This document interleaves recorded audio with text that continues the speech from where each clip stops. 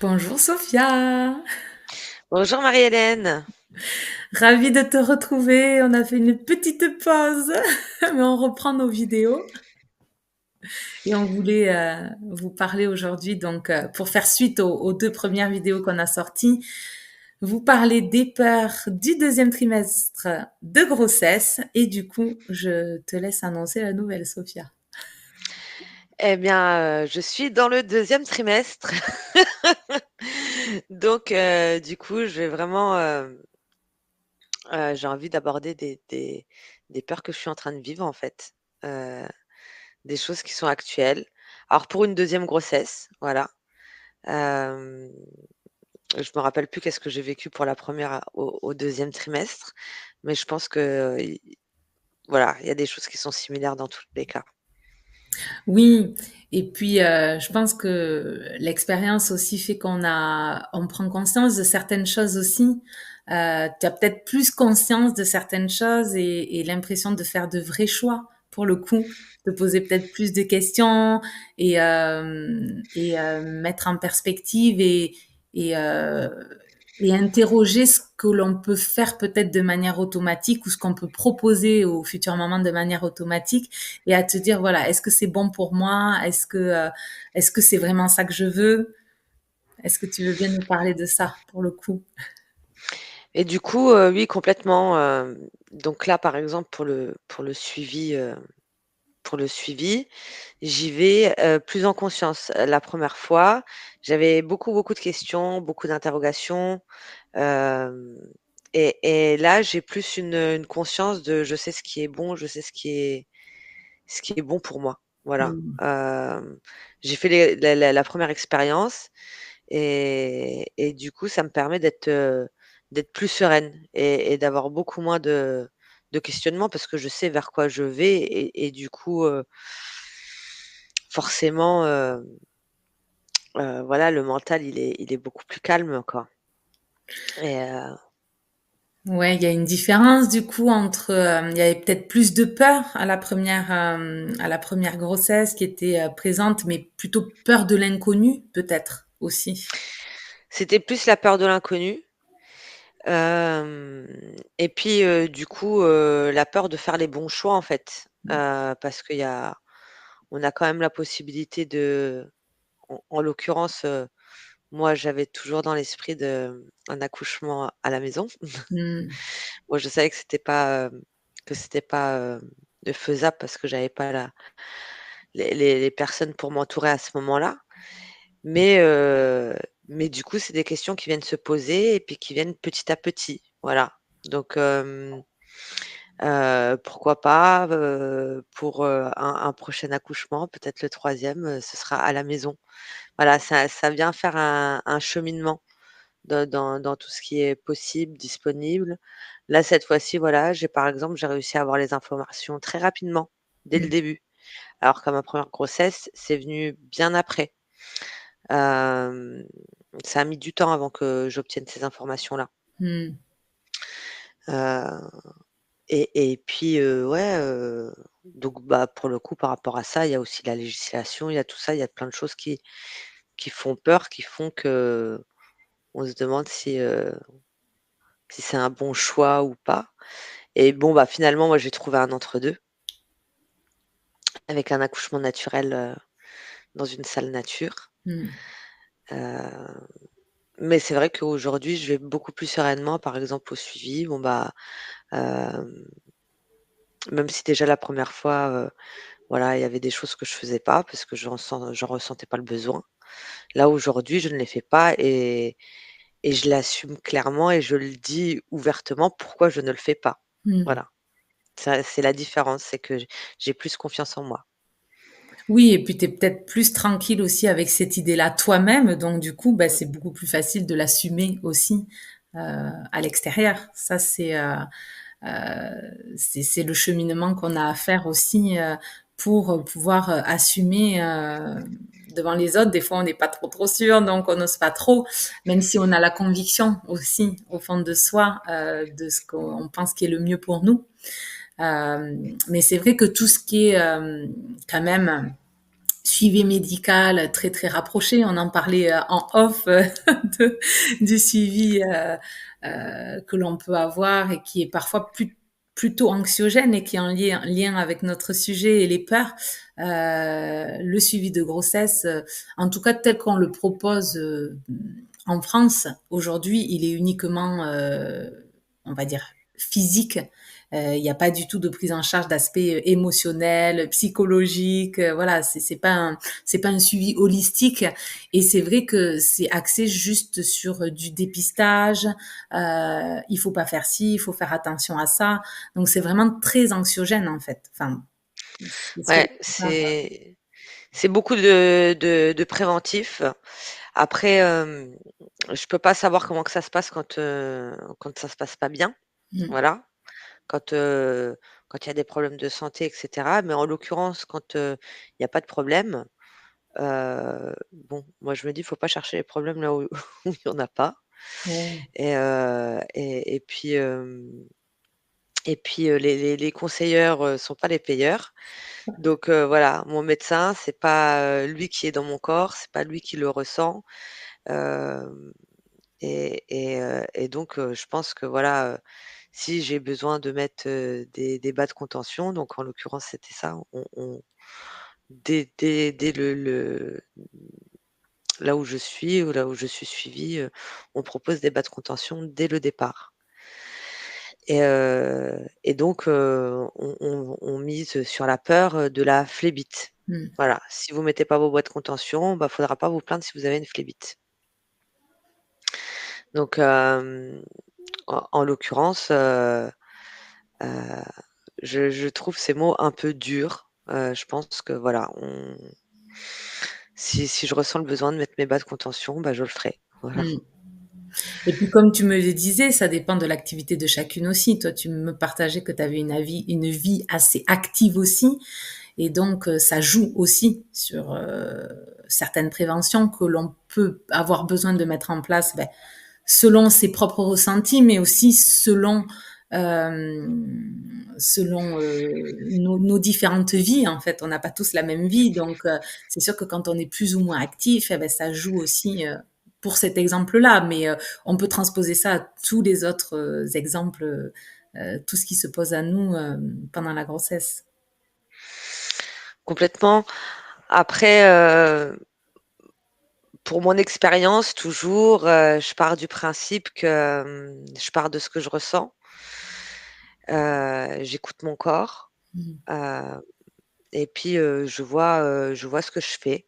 Donc par exemple, ce que je disais, c'était, bon, bah, voilà, je vois que, je suis en perte d'énergie ou Mm. que de manger tel ou tels aliments, ça me prend beaucoup d'énergie. Donc, bah, je vais les éviter pour me sentir mieux. Mm. Mais du coup, j'écoute mon corps. J'essaye de voilà, je fais le lien entre ce que je mange, entre ce que je fais et j'observe, ce que ça me fait Mm. et sans, le subir et me dire que voilà, c'est comme ça et qu'on n'y peut rien et ça fonctionne. Voilà, ça fonctionne très, très bien en apportant en même temps aussi pas mal de compléments. Voilà, moi je prends pas mal de vitamines Mm. et de compléments alimentaires pour complémenter ce que j'ai besoin, mais ça, c'est même en dehors de la grossesse, hein. C'est voilà, pour que mon corps soit vraiment, ait tout le capital nécessaire Mm. pour assurer la grossesse, en fait. C'est important vraiment d'être à l'écoute de soi parce que et ça permet justement d'aller apaiser ses peurs, son anxiété et de se dire voilà, est-ce que si je fais ça, est-ce que ça me fait plus de bien ou est-ce que ça va me rajouter encore de la peur? Et c'est vrai que je voulais rebondir là sur ce que tu disais, quand la grossesse se passe bien, c'est beaucoup plus facile, c'est sûr. Quand on te dit pas qu'il y a telle ou telle pathologie ou tel risque, ben ça limite. Et c'est vrai que quand on est dans quand on peut avoir quelques soucis, on peut être dans cette peur, dans cette angoisse et d'aller à chaque rendez-vous médical et à se dire qu'est-ce qu'on va encore m'annoncer et qu'est-ce que C'est vrai, et en même temps, on peut agir sur ça. Moi, je peux vraiment en témoigner parce que bon, ma première grossesse est très très bien passée, mais après pour mes jumelles, ben forcément, ma grossesse a été de suite catégorisée en grossesse pathologique. J'ai eu beaucoup de soucis et en même temps, j'ai jamais été dans la peur. J'ai jamais eu peur. J'ai toujours cru que, je sais pas, c'est bizarre en fait, ça s'explique pas. Mais quand on m'a alité à 5 mois et on m'a dit que j'allais accoucher, là, on aurait dit que j'allais accoucher parce que j'avais des contractions à 5 mois, donc c'est pas bon du tout. On est d'accord. Donc j'étais en menace d'accouchement prématuré, j'ai été hospitalisée pendant 1 mois, j'ai été vraiment à l'arrêt, alitée jusqu'à la fin de la grossesse. Et quand on m'a annoncé, donc on m'a fait des piqûres pour faire aider à la maturation des poumons de mes enfants. On m'a fait des piqûres pour arrêter les contractions parce qu'ils avaient peur que j'accouche. Là, à 5 mois de grossesse. Donc, on était vraiment dans la très, très grande prématurée, à la limite de, justement, on sauve les enfants ou pas du tout. Et moi, j'ai jamais eu peur. Je n'ai jamais eu peur. Je me suis jamais dit, je vais accoucher à 5 mois. Donc, on n'est pas obligé non plus de se laisser perturber parce que les autres nous disent. Alors, bien sûr, dans mon cas, ça arrive, hein, c'est des choses qui arrivent, dans mon cas comme dans d'autres. Mais on a toujours le pouvoir de choisir autre chose aussi. Et ça, c'est vraiment important. Mais pour ça, il faut être à l'écoute de ses besoins. Et quand on nous dit, ben voilà, il faut faire tel examen ou tel truc, est-ce que nous, on en a besoin pour être rassurés ou est-ce que ça rassure les autres? Parce que c'est pas du tout la même chose. Parce que des fois, ça peut faire l'effet inverse sur nous aussi. Mais c'est ça, c'est ce que tu dis, c'est vraiment de faire ses choix, en conscience et Mm. toujours en pensant à soi. Mm. Qu'est-ce qui est vraiment bon pour moi? Qu'est-ce que je choisis? Pourquoi je le fais? Est-ce que j'en ai vraiment besoin? Heu, voilà, là, moi, j'ai décidé, par exemple, de plus, de refaire encore un rendez-vous de suivi, puis d'arrêter. Voilà, Mm. et d'y retourner que quand, j'en aurais, que j'en ressentirais le besoin. Mm. Heu, parce qu'à chaque fois que j'y vais, je demande rien, tout va bien. Ouais. Que, c'est une perte de temps pour moi, enfin, c'est une perte de temps. Ça me prend beaucoup de temps, ça me prend de l'énergie, Mm. que qu'aujourd'hui, j'ai besoin de capitaliser un maximum, Ah oui. voilà. Et donc, voilà, m'éviter des déplacements et oui, oui, donc on en revient à ce qui est bon pour moi et ce qui est bon pour moi, c'est de voilà, de garder mon énergie pour, autre chose, pour mon premier enfant, pour développer mon activité et cetera, quoi, voilà. Mm. Ouais, c'est vraiment, vraiment important d'être à l'écoute de soi et puis, c'est pas le but de promouvoir on fait des suivis ou pas des suivis, que ça soit dans un sens ou dans un autre, en fait. Si on est plus rassuré, voilà, de faire ces suivis, ben, faut les faire et si, au contraire, c'est quelque chose qui nous draine de l'énergie, comme tu dis, qui nous apporte pas grand-chose bah, c'est aussi savoir s'écouter et les femmes, on nous apprend pas ça, on nous transmet pas du tout ça, mais on est tout à fait capable et on peut être autonome dans le suivi de notre grossesse. Alors bien sûr, on va pas aller détecter des choses qu'on peut voir dans une échographie, par exemple, mais on peut être tout à fait à l'écoute de son enfant, de ses sensations, surtout à partir du deuxième trimestre où on commence à le sentir bouger. Donc on peut vraiment prendre le temps, voilà, de s'arrêter, de prendre un moment en conscience avec lui, de pouvoir compter les mouvements qu'il fait dans un certain laps de temps pour vérifier que voilà que tout va bien.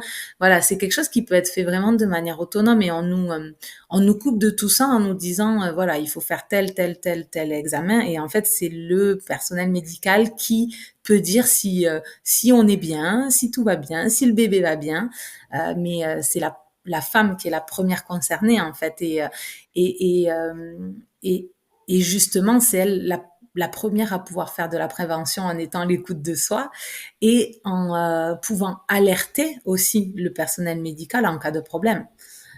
Souvent c'est comme ça parce que le personnel médical il nous voit on va dire une fois par mois pour nous faire tel ou tel examen, mais qui c'est qui est toute la journée avec son bébé, qui c'est qui ressent son corps, c'est la maman. Donc c'est vrai que remettre ça, je trouve à sa juste place et être à l'écoute de soi et savoir faire des choix qui nous correspondent, et ça va en lien avec, on aura l'occasion d'en parler, mais avec la naissance et plus tard avec la manière dont on mène sa vie de maman, sa vie de femme aussi.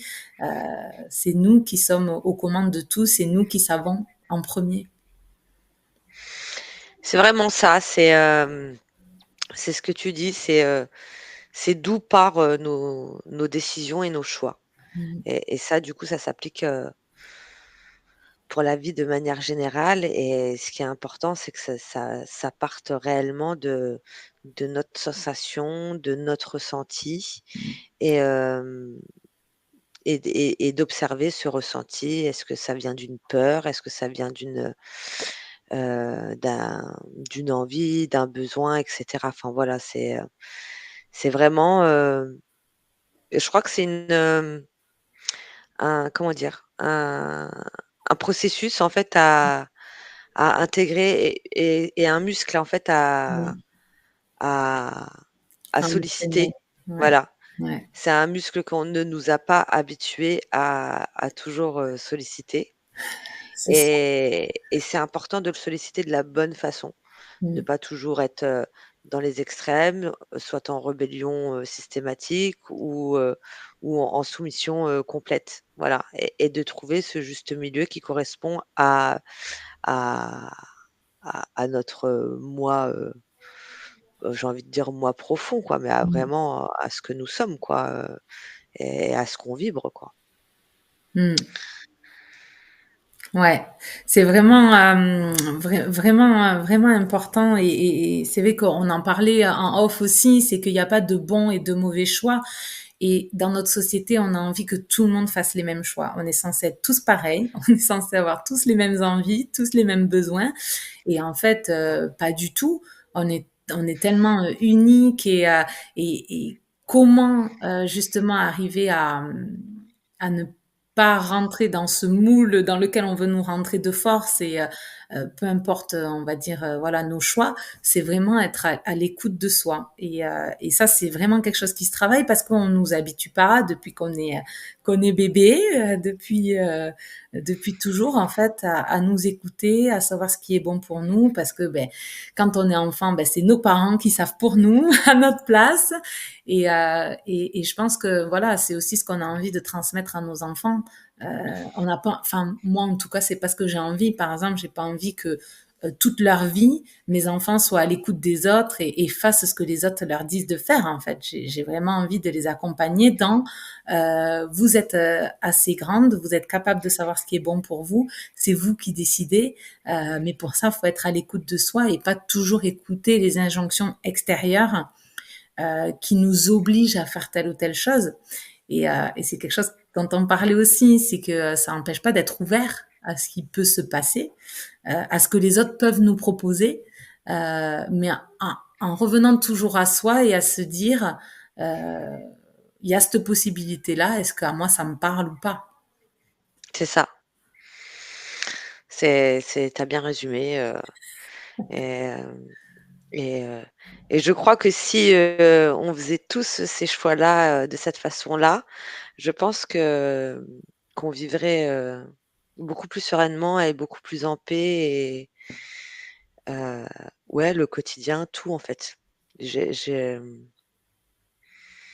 j'ai vraiment, foi en ce en ce retour à soi, voilà.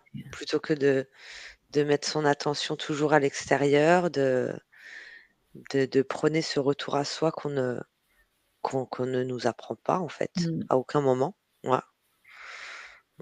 C'est exactement ça, ouais. C'est Mmh. vraiment quelque chose d'important pour ça. Et la manière, enfin, le plus important, c'est de vivre selon ses choix, peu importe ce qu'on vit finalement, à partir du moment où c'est pas quelqu'un d'autre qui nous l'impose. C'est vraiment ce que tu dis. Ça revient à se dire, ouais, le monde irait beaucoup mieux et on serait beaucoup plus heureux si on arrivait à pouvoir s'écouter et à choisir vraiment ce qui nous convient. Alors après, il y avait aussi une autre peur là qui est venue Ouais. et qui est en rapport avec l'actualité, c'est par rapport à la grippe. Mm. Voilà. Donc moi je n'en avais pas du tout, conscience parce que je regarde pas la télé et puis, dans mon entourage, il y avait jusque là personne qui était malade Ouais. et puis, heu, ma famille est venue me rappeler que j'étais enceinte et que j'étais une personne à risque en fait. Mm. Et donc du coup, c'est venu me titiller. Voilà. C'est venu me titiller, mais je me suis voilà, je me suis recentrée, que cette peur, ne m'appartenait pas et que ça ne m'empêcherait pas de faire ce que j'ai envie de faire. Alors, jusqu'à un certain point quand même, voilà. Mm. J'ai quelqu'un dans mon entourage qui est très malade et qui a la grippe et je voulais emmener, visiter mon fils. Bon, bah, je vais attendre un petit peu. Je vais attendre Oui. une semaine, qu'elle aille mieux, voilà.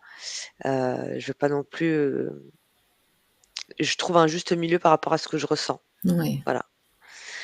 Par contre, voilà, ce week-end, je vais faire un bain de foule, ça m'empêche pas, voilà, d'aller faire ce bain de foule et puis d'aller poursuivre, ce que j'ai envie de poursuivre même si je suis enceinte, ça change rien, voilà. Mm. Je trouve moi j'ai trouvé ce compromis, voilà et du coup, j'invite tout le monde à réfléchir à ce qu'il ressent, à moi je me sens en pleine forme, après ça veut rien dire, il peut se passer plein de choses, mais j'ai foi en moi et puis ce qui arrivera, arrivera, voilà. Mm. J'ai, ouais, après j'ai une autre vision aussi des maladies. Je pense qu'elles sont là aussi pour nous faire évoluer et voilà, c'est toujours, un message de notre corps. Voilà, c'est mal a dit. C'est, Oui. voilà, le mal a dit. C'est vraiment notre corps qui nous parle et heu et donc c'est important de l'écouter et d'écouter sa voix et de comme ce qu'on disait encore avant, Mm. voilà. Ben, c'est vraiment un bel exemple là que tu as pris et on voit bien que c'est quelque chose qui t'est pas venu spontanément en fait. C'est ce que les autres ont pu te rapporter et puis du coup, tu as eu cette prise de conscience, mais toi à la base, tu pas du tout peur. Et c'est vrai que c'est souvent ça aussi, c'est l'extérieur qui vient nous apporter plein de peurs et venir les interroger comme exactement ce que tu as dit. Est-ce que ça m'appartient? Est-ce que ça m'appartient pas? Et qu'est-ce que je choisis de faire? Ça veut pas dire qu'on après, on peut aussi hein, avoir peur de rien et pour autant, voilà, comme tu dis, ne pas forcément se faire vacciner, mais aller au contact de tout le monde et prendre le risque de. Mais voilà, il y a aussi ce juste milieu, comme toi tu l'as décrit, et qui est le tien et qui correspond à personne d'autre à part à toi. Et d'autres personnes auront d'autres envies et d'autres besoins et d'autres choix, et ils sont bien aussi. Et il y en a pas un qui est mieux que l'autre, mais il y a celui qui nous correspond à chacun d'entre nous. Donc ouais, merci vraiment de cet exemple parce que je pense que c'est vraiment parlant pour le coup. Ouais, complètement. Et comme tu parles de vaccin, c'est aussi une des choses où on te propose, on te parle de vaccin et heu et donc c'est pareil, c'est à faire son choix, en toute conscience, en fait, vraiment. Qu'est-ce qui est bon pour moi? Est-ce que je suis rassurée de faire ce vaccin? Est-ce que je me sentirais mieux de le faire Mm, ou pas? mm, Et voilà et quelle que soit la décision, c'est une décision qui est importante de bien prendre conscience qui est propre à nous. Voilà. mm. Le principal, c'est vraiment de pouvoir décider, en fait, vraiment, mais de faire un vrai choix. Comme on le disait, Voilà, pas parce qu'on nous a dit que c'était ça et que c'était la seule solution, parce que ça, c'est pas vrai. Il y a toujours plein de solutions possibles, mais souvent, on n'a pas conscience qu'il y a des solutions, d'autres solutions en tout cas. Et à partir du moment où c'est son choix, ben, c'est un vrai choix, ben, c'est vraiment le bon, c'est le meilleur. C'est ça. Bon, t'avais envie de rajouter autre chose, Sophia? Je pense qu'on a fait bien le tour là. Non, bah là je trouve que c'est déjà pas mal. Je pense que voilà, les peurs du troisième trimestre sont très intéressantes aussi, Ouais. avec tout ce qui va arriver par rapport à l'accouchement et, euh, et donc ouais, j'ai hâte qu'on arrive au troisième trimestre. Voilà.